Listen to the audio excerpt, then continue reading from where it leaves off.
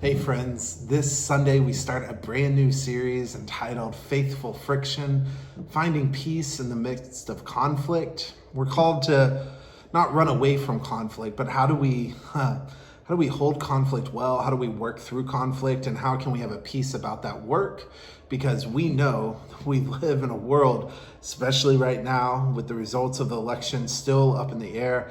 How do we hold on to what we're called to believe in and what we're called to proclaim, even in the face of disagreement and outright hate?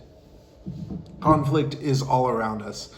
And so for the next 3 weeks, we're actually looking at it as a way to prepare ourselves for maybe some of the situations we're going to find ourselves in. This week, Phil's going to talk about what does conflict look like at a grand scale, at a macro level, politically. What does it look like for us to be in conflict, and how are we supposed to respond to that?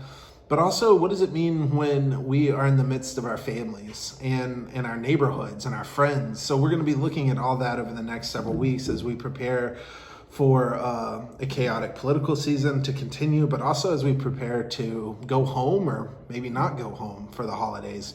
And how do we continue to maintain our relationships with our neighbors and our friends when we may vehemently disagree, not only politically, but also how we're to act in the midst of a global pandemic.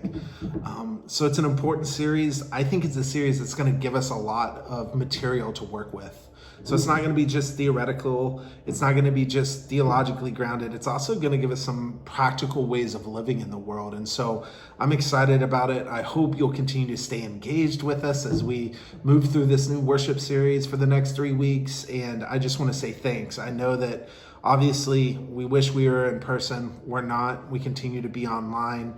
And so thank you. Thank you for showing up, for staying engaged, for participating in worship. And I hope and trust that you'll be blessed by this new series that we start this Sunday. So I look forward to worshiping with you in a few days, and I hope you take care.